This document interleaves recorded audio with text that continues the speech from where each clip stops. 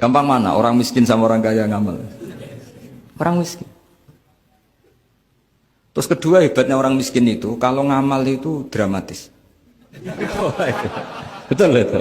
Jadi makanya kenapa Nabi suka orang miskin. Loh, saya pernah ditanya, saya ini punya teman yang kaya raya. Dia biasa ngamal 1 miliar, 2 miliar. Dia nggak terima sama fatwa saya, Gus kenapa Anda masih muji orang miskin? Ngamalnya tuh banyak saya sekali ngamal bisa 1 miliar, setengah miliar. Tapi kata saya, ngamal kamu itu tidak dramatis, nggak seru kata saya. Terus dia tanya, kok bisa Gus? Dia orang kaya, paling ngamal 1 miliar untuk bangun masjid, 1 miliar, setengah miliar bangun pondok, setengah miliar. Tapi kalau orang miskin, misalnya tukang beca, orang miskin kan pasti kawannya orang miskin. Kan nggak mungkin orang miskin utang Abu Rizal Bakri, utang Yusuf Kala, kan nggak mungkin. Kenal saja ndak. Orang miskin kan utangnya sesama orang miskin. Itu pasti itu kan hukum sosial itu. Nah ternyata itu apa? Hari itu anaknya ndak makan, hari itu istrinya mau kelahiran. Utang sesama miskin, diutangi 50.000. Tapi uang ini dramatis, kalau hari itu nggak makan mati.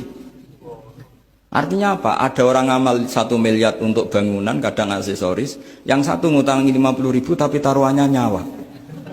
Nah sekarang menyelamatkan nyawa sama bangunan keren mana? Maka berbahagialah orang miskin, karena komunitas mereka ini utang piutang urusan apa? Nyawa. Jadi ini lebih dramatis ya, lebih dramatis, lebih keren. Loh, makanya utang piutang orang miskin itu paling diabadikan Quran karena lebih keren, lebih keren. Karena nyawa apa? Loh saya ini kan termasuk kecil sudah kiai agak keren, sudah kiai agak mapan. Itu kalau orang-orang kaya nawarin saya paling, Gus nggak ganti mobil, nggak ganti aksesoris mobil itu. Itu nggak keren.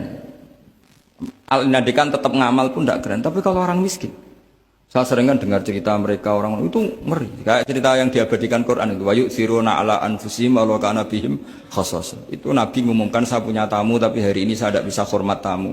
Ada sahabat yang usul, saya ya Rasulullah. Perlu dicatat dulu di Arab tuh nggak ada warung, nggak ada GoFood, nggak bisa kamu pesen online terus. Wah nih, nanti delivery gitu nggak bisa. Nah terus akhirnya datang ke rumahnya, datang istri saya ada makanan, tidak ada hanya untuk jatahnya bayi. Terus ya sudah, bayinya kamu tidurkan supaya jatah itu dimakan tamunya Rasulullah.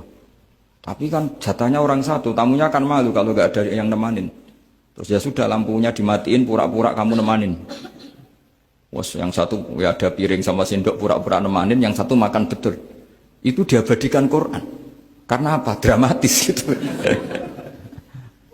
Sehingga pagi-pagi dia datang ke Nabi, kamu punya amal apa? Sehingga tadi malam ada ayat wa yu'thiruna ala anfusihim wa law kana bihim khassasah. Mereka mengalahkan kepentingan dirinya sendiri meskipun punya kepentingan sendiri demi tamu tadi.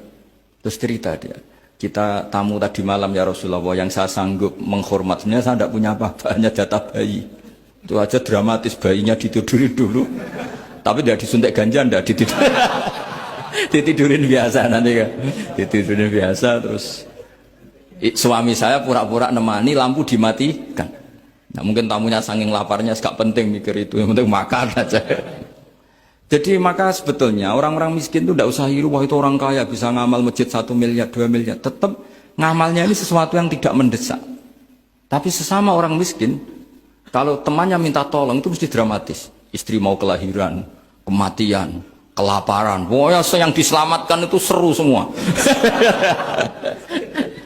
Artinya gini ya, kalau miskin ya nikmati saja, itu ada peluang untuk menyalip pahalanya orang-orang. Tapi yang kaya ya tetap kaya. Kalau semuanya miskin, nanti yang miskin kerja di mana kalau semuanya miskin?